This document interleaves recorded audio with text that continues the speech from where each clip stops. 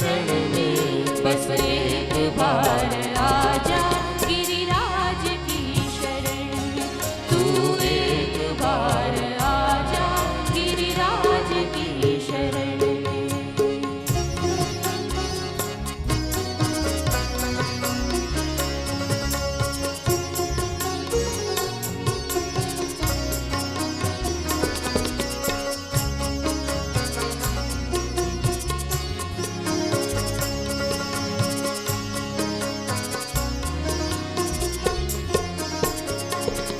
सर्वस्व कर दे अर्पण गिरिराज की शरण में। सर्वस्व कर दे अर्पण गिरिराज की शरण में। जीवन की डोर सौंप दे इनके ही हाथों में। जीवन की डोर सौंप दे उनके ही हाथ में। फिर भय न होगा कोई, फिर भय न होगा कोई महाराज की शरण में। बस एक बार आजा गिरिराज की शरण में। बस एक बार आजा गिरिराज की शरण में।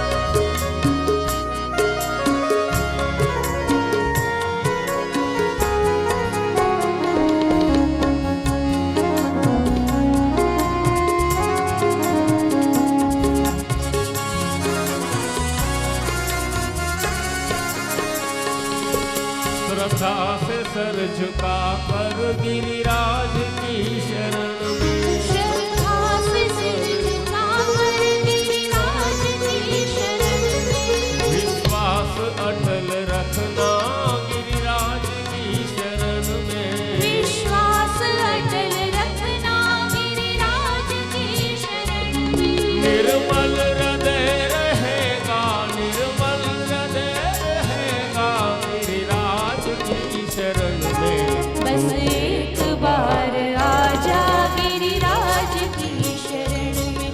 बस एक बार आजा गिरिराज की शरण में।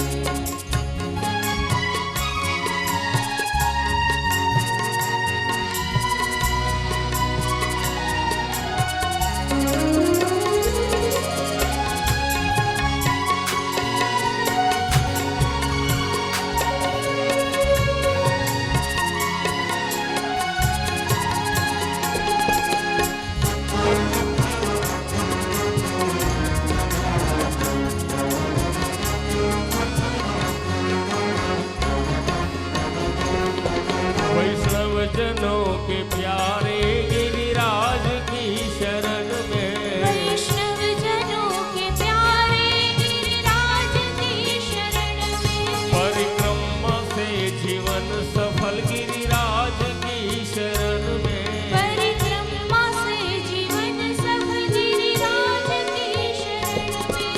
तू कर ले मन को पावन, तू कर ले मन को पावन गिरिराज की शरण में। तू बस एक बार आजा गिरिराज की शरण में। बस एक बार आजा गिरिराज की शरण में। गिरिराज की शरण में, महाराज की शरण में। गिरिराज की शरण में, महाराज की शरण में। बस एक बार आजा गिरिराज की शरण में। तू एक बार आजा गिरिराज की शरण में, महाराज की शरण में। गिरिराज की शरण में। बोलिए श्री गिरिराज धरण की जय। શ્રી ગિરિરાજજીના ચરણમાં દંડવત કરી ભાગવત યાત્રાનું આપણે આગળ પ્રસ્થાન કરીએ। 28મા અધ્યાયમાં ભગવાને નંદરાયજીને વરુણ લોકમાંથી ઉગાર્યા એની કથા। 11નો વ્રત કરી વહેલી સવારે નંદરાયજી યમુનાજીમાં સ્નાન કરવા ગયા ત્યાં વરુણના દૂતો નંદરાયજીને પકડીને લઈ ગયા. નંદરાયજી યમુનાજીમાંથી પાછા ન નીકળ્યા એટલે ગોવાળિયાઓ ભયભીત થયા, પ્રભુના શરણમાં ગયા. પ્રભુ વરુણ લોકમાં પધાર્યા. વરુણ લોકપાલે પ્રભુનું પૂજન કર્યું, પ્રાર્થના કરી. આજે મારું અહોભાગ્ય છે કે આપના ચરણ કૃપા કરીને મારા લોકમાં પધાર્યા અને મારો વરુણ લોક આજે કૃતાર્થ થયો છે. મારા સેવકો સમજ્યા વિચાર્યા વગર આપના પિતાશ્રીને લઈને આવ્યા હતા, મને ક્ષમા કરો. અને પ્રભુ નંદરાયજીને પાછા લઈને આવ્યા.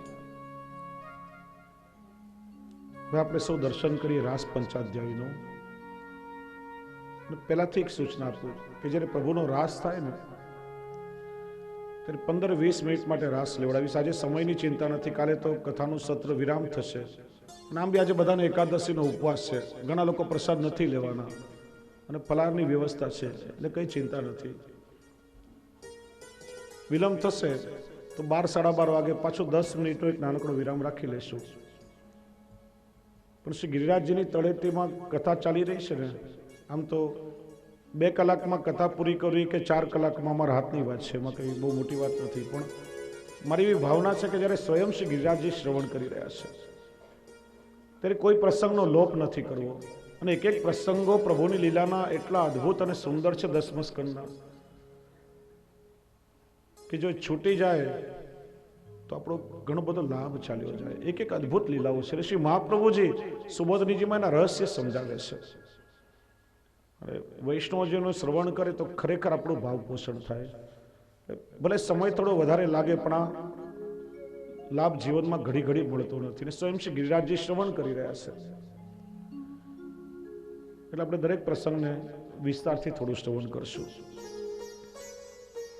રાસ પંચાધ્યાયમાં જ્યારે રાસ આવે ત્યારે મન મૂકીને બધા વૈષ્ણવ, જે રાત્રે તો મહારાસનું આયોજન છે જ, રાસ કીર્તન છે, પણ આ તો પ્રભુનો મહારાસ છે.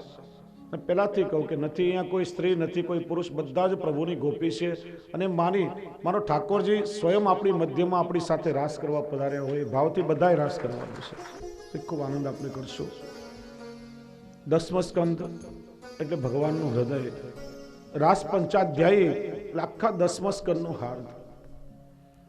જેમ હૃદયમાં 5 પ્રાણ હોય, પ્રાણ, અપાન, વ્યાન, ઉદાન, સમાન, એમાં રાસ પંચાધ્યાયી મનો શ્રીમદ ભાગવતજીના 5 પ્રાણ રૂપ છે. આજ ભેદ છે જીવમાં અને પ્રભુમાં. માણસના શરીરમાં સૌથી નાનું કોઈ અંગ હોય તો એ આપણું હૃદય છે. અને દ્વાદશ અંગ રૂપે શ્રીજી બાવાના વાંગમય સ્વરૂપમાં સૌથી મોટો કોઈ સ્કંદ હોય તો એ છે હૃદય રૂપી 10મો સ્કંદ. આ જ ભેદ છે જીવના સ્વભાવમાં અને પ્રભુના સ્વભાવમાં. આપણો સ્વભાવ કેવો? કોઈ આપણને મેરું જેટલું આપે તો પણ આપણને રાય જેટલું લાગે, સંતોષ થાય નહીં. અને આપણા પ્રભુનો સ્વભાવ કેવો? તો સુરદાસજી વર્ણન કરે છે, દેખો રી દેખો હરિજુ કો એક સ્વભાવ, રાય જીતની સેવા કો ફલ દેત હે મેરું સવાલ. આપણે રાય જેટલી સેવા કરીએ અને પ્રભુ કૃપા કરી અને એને મેરું જેટલી માની લેશે. એ જ પ્રભુના હૃદયરૂપી 5 પ્રાણોનું દર્શન રાસ પંચાધ્યાયીના માધ્યમથી આપણે સૌ કરશું. તામસ ફલ પ્રકરણમાં રાસ પંચાધ્યાયી છે. 7 અધ્યાયનું પ્રકરણ છે, પણ બોલાય છે પંચાધ્યાયી, કારણ કે 5 અધ્યાયમાં રાસનું વર્ણન છે. શ્રી મહાપ્રભુજીએ 7 અધ્યાયના 2 ભાગ પાડ્યા, રૂપ પ્રકરણ અને નામ પ્રકરણ. રૂપ પ્રકરણ એટલે વ્રજ ભક્તોએ ઠાકોરજીના સ્વરૂપનો અનુભવ કર્યો, અને નામ પ્રકરણ એટલે પ્રભુના ગુણગાન. પુષ્ટિ માર્ગમાં બંને ફલાત્મક છે. ઠાકોરજીનું સ્વરૂપ પણ ફલાત્મક છે અને પ્રભુનું નામ પણ ફલાત્મક છે. તામસ ફલ પ્રકરણ. અહીંયા તામસ એટલે તમો ગુણ નહીં, તામસ ભાવ એટલે હઠીલો સ્વભાવ. હઠીલા સ્વભાવની આ ગોપીઓ છે. કોઈ પણ પ્રકારે પ્રભુને મેળવશું જ. અને આપણે જોયું સામવેદની શ્રુતિઓ તામસ સ્વભાવની છે. 16,000 ઋષિ રૂપા અગ્નિકુમારિકાઓ. હઠીલો સ્વભાવ, તામસ ભાવ એટલે અનન્યતા. બસ એક માત્ર પ્રભુ, પ્રભુ સિવાય બીજો કોઈ નહીં, કોઈ અન્યાશ્રય એમને કર્યો નથી. તામસ ભાવ એટલે નિસ્સાધનતા. જે કઈ સાધન અમારી પાસે છે, સાધન કેવલ પ્રભુનું કૃપારૂપી સાધન છે. તામસ ભાવ એટલે દ્રઢ આશ્રય. એ તામસ ભાવવાળા ગોપીઓ છે. અને એટલા માટે તામસ ભાવવાળા ગોપીઓને બે પ્રકારે પ્રભુ ફલરૂપ થયા. બે પ્રકારે ફલનું દાન થયું, સ્વરૂપ દ્વારા અને નામ દ્વારા. એટલે તામસ ફલ પ્રકરણ કહેવાય છે. અને વાત કોઈ પણ આચાર્ય નહીં હોય કે જેણે પ્રભુની આ રાસની લીલાનું વર્ણન નહીં કર્યું હોય. અને આ લીલા એટલી બધી અદ્ભુત છે કે જો સમજમાં ન આવી તો પ્રભુની આ લીલામાં મન અને બુદ્ધિ મોહિત થતા વાર નહીં લાગે. શુદ્ધ હૃદયથી, શુદ્ધ ભાવથી પ્રભુની આ લીલાનું શ્રવણ થવું જોઈએ. કોઈ પણ પ્રકારની લૌકિક બુદ્ધિ એનો પ્રયોગ એમાં ના કરશો. આ પ્રભુની વિશુદ્ધ લીલા છે. રાસ શબ્દના અર્થ અનેક મહાનુભાવોએ પોતપોતાના મત અનુસાર કર્યા છે. જ્યારે જ્ઞાનીને પૂછવામાં આવ્યું રાસ એટલે શું, ત્યારે કહ્યું તત્વમ અસી, જેમાં તત્વ એટલે રાધા, ત્વમ એટલે કૃષ્ણ. જ્યાં રાધા અને કૃષ્ણ બંને એક થઈ જાય એનું નામ છે રાસ. યોગ માર્ગીને પૂછવામાં આવ્યું રાસ એટલે શું, ત્યારે કહ્યું કે અનાહત નાદ. અનાહત નાદ એટલે વેણુનાદ. કુંડલીની શક્તિ એટલે રાધા. વેણુનાદ રૂપી અનાહત નાદથી કુંડલીની શક્તિ રૂપી રાધા જ્યારે જાગૃત થાય અને સહસ્રાર ચક્ર એવા વૃંદાવનમાં આવે અને જે પરમ આનંદની અનુભૂતિ થાય અને સમાધિ લાગે એનું નામ છે રાસ. શ્રી મહાપ્રભુજીએ રાસ શબ્દની વ્યાખ્યા કરી. બ્રહ્માનંદનો આનંદ લઈ રહેલા જીવોને જ્યારે ભજનાનંદમાં નિયુક્ત કરવાની પ્રભુની ઈચ્છા થઈ અને પ્રભુએ જે લીલા કરી એ લીલાનું નામ છે રાસ. સુખદેવજી કહે છે રાસ એટલે જેમ એક નાનકડું બાળક એની આસપાસ જલ ભરેલા પાત્રો હોય અને જલ ભરેલા પાત્રોમાં પોતાનું જ પ્રતિબિંબ જોઈને એની સાથે ક્રીડા કરે એ છે રાસલીલા. અહીંયા જેટલા પણ ગોપીજનો છે બધા જ પ્રભુના અંશરૂપ જીવો છે. ભગવાન શક્તિમાન છે તો આ ગોપીઓ પ્રભુની શક્તિ છે અને પોતાના જ અંશરૂપ જીવો સાથે ભગવાને કરેલી ક્રીડા એ રાસલીલા છે. સુરદાસજીને કોઈએ પૂછ્યું હશે, સુરદાસજી આપને મન રાસ શું છે? ત્યારે સુરદાસજી કહ્યું કે પ્રભુને પ્રાપ્ત કરવા ગોપીજનોએ કાત્યાયની વ્રત કર્યું અને એના ફળ સ્વરૂપે મને તો લાગે છે કે રાસ એ ગોપીજનો સાથે પ્રભુએ કરેલો અલૌકિક વિવાહ છે. કે વિવાહ કેવી રીતે કહી શકાય?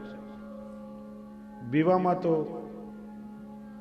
જુદી જુદી ઘણી ક્રિયા છે. વિવાહમાં તો સૌથી પહેલા પોતાના સ્વજનોને બોલાવવા માટે કંકોત્રી છપાય, આમંત્રણ મોકલાય. તો આમાં આમંત્રણ ક્યાં છે?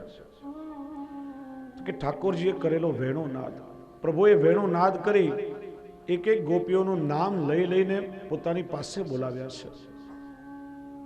માનો સ્વજનોને બોલાવવાની એક કંકોત્રી છે, આમંત્રણ છે.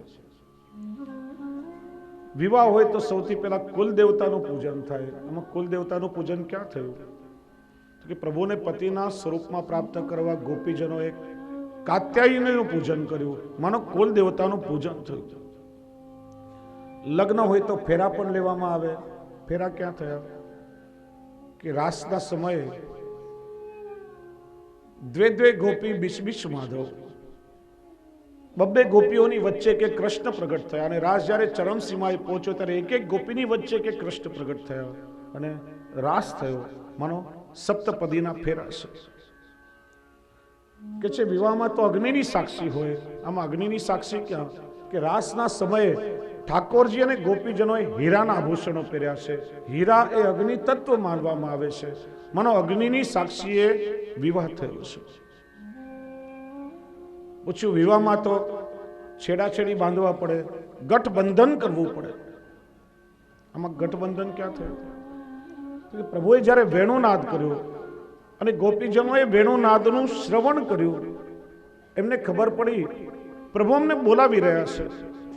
અને ત્યારે ઘર સંસારની આસક્તિ છોડી પ્રભુના સ્વરૂપમાં પોતાનું મન જોડી ભાગતી ભાગતી ગોપીઓ પ્રભુ પાસે આવી છે. ઘર સંસારની આસક્તિ છૂટીને પ્રભુની સાથે મનનું જોડાવું એ જ પ્રભુની સાથે આપણું ગઠબંધન છે. વિવાહ હોય તો વિવાહના કોઈ સાક્ષી હોય ને, કે સાક્ષી કોણ? કે બાજુમાં વહી રહેલા શ્રી યમુનાજી, જેમની કૃપાથી વ્રજ ભક્તોનો આ મનોરથ પૂર્ણ થયો છે. દરેકે પોતપોતાના મત અનુસાર રાસની વ્યાખ્યા કરી છે. તો આપણે પ્રવેશ કરીએ પ્રભુની એ પરમ લીલામાં. સુખદેવજી કહે છે, ભગવાન પિતા રાત્રિ શરદોત્ફુલ્લ મલ્લિકા વીક્ષરંતુમ મનશ્ચક્રે યોગ માયા મુપાશ્રિત. ભગવાન અપિતા રાત્રિ, શરદ પૂનમની રાત્રિ છે. ભગવાન વનમાં એકલા ઉભા છે. ભગવાને પોતાનો એક ચરણ ધરતી ઉપર મૂક્યો છે, બીજો ચરણ કદમના વૃક્ષ ઉપર ટેકવ્યો છે. ભગવાનની દ્રષ્ટિ આકાશ તરફ છે. અને એ સમયે ભગવાન મનમાં સંકલ્પ કરે છે, અનંત કલ્પો જૂનો આ ગોપીઓનો જે મનોરથ છે એ પૂરો કરવાનો સમય હવે આવી ગયો છે. અને એમ વિચારી ઠાકોરજીએ રાસનો સંકલ્પ કર્યો. 3 જગ્યાએ પ્રભુએ પોતાની દ્રષ્ટિ કરી છે. સૌથી પહેલા ત્યાં ખીલેલા મલ્લિકા એટલે મોગરાના પુષ્પો ઉપર, અને 12 મહિનાના પુષ્પો ડાળીઓ પર આપોઆપ ખીલવા લાગ્યા છે. બીજી દ્રષ્ટિ કરી છે ઠાકોરજી આકાશ ઉપર. વિચાર કર્યો કે મારે જે લીલા કરવી છે પરમ શુદ્ધ લીલા છે, અને આ ચંદ્રમામાં તો ડાઘ છે, કલંક છે, આ ચંદ્રમા ન ચાલે. એમ વિચારી ઠાકોરજીએ પોતાના મનમાંથી બીજો એક અલૌકિક ચંદ્રમા પ્રગટ કર્યો, જેમાં કોઈ ડાઘ નથી, નિષ્કલંક છે. પ્રભુએ વિચાર્યું આ ભૌતિક રાત્રિ થોડા સમયમાં પૂરી થઈ જશે, અને મારી લીલા તો દિવ્ય છે. ઠાકોરજીએ રાત્રિને 6 મહિનાની રાત્રિ કરી નાખી છે. આશ્ચર્ય થાય કે 6 મહિનાની રાત હોય ખરા? આજે પણ 6 મહિનાની રાત હોય. ધ્રુવીય પ્રદેશમાં તમે જાઓ તો 6 મહિનાની રાત અને 6 મહિનાના દિવસ આજે પણ છે. 6 મહિના સતત સૂર્ય રહે અને 6 મહિના સતત ચંદ્ર દેખાય, અંધારું રહે છે. અને આ તો પ્રભુની લીલા છે. પ્રભુએ પોતાના પ્રમેય બળથી રાત્રિને 6 મહિનાની રાત્રિ કરી નાખી છે.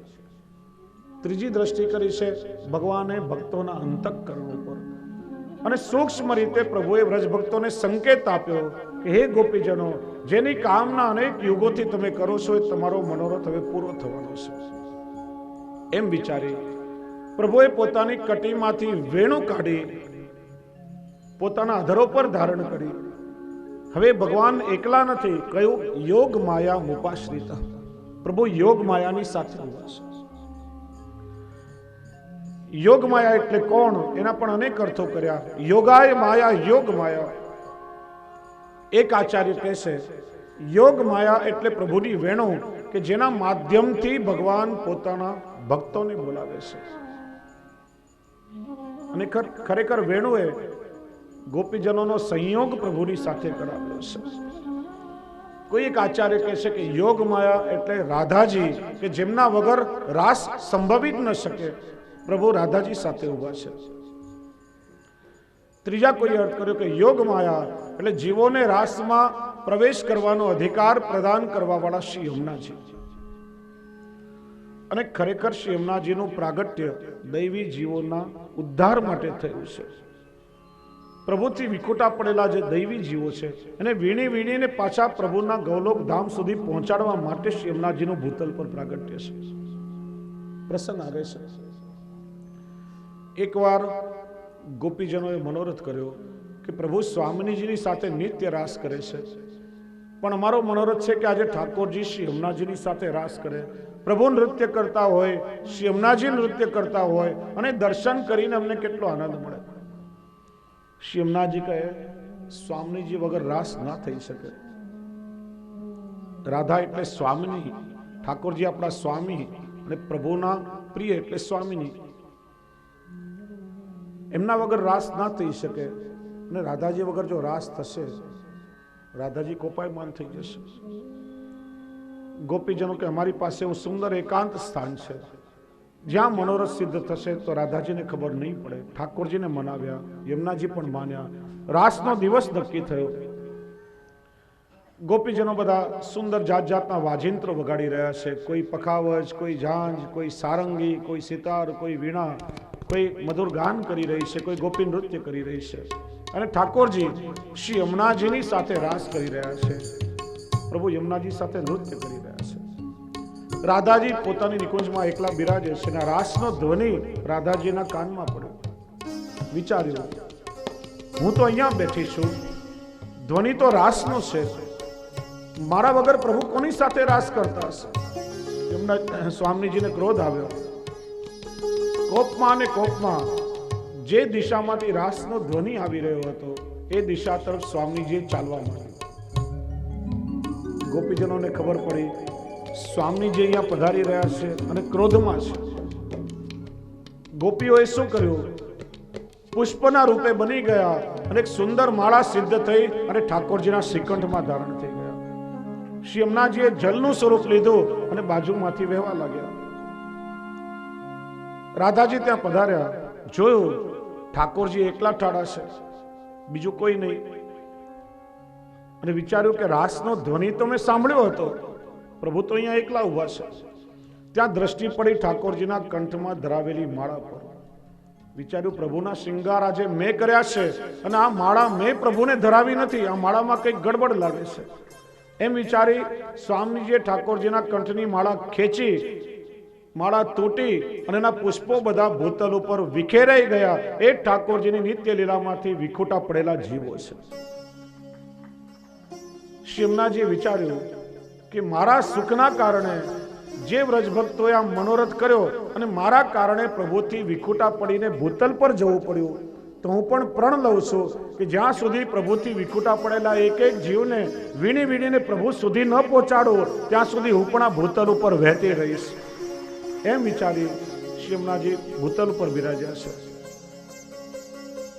આજે પ્રભુ યોગ માયા સાથે ઉભા છે. વિચાર કર્યો, મારા ગોપીજનોને બોલાવું. એમ વિચારી ઠાકોરજીએ વેણુ પોતાના અધરો પર મૂકી અને સૌથી પહેલા ઠાકોરજીએ વેણુ નાદ કર્યો છે અનન્ય પૂર્વા ઋષિ રૂપા ગોપીઓને બોલાવવા માટે. સુદૂર વ્રજમાં ગોપીઓ ઘરમાં છે, એમના કાનમાં વેણુનો સ્વર પડ્યો.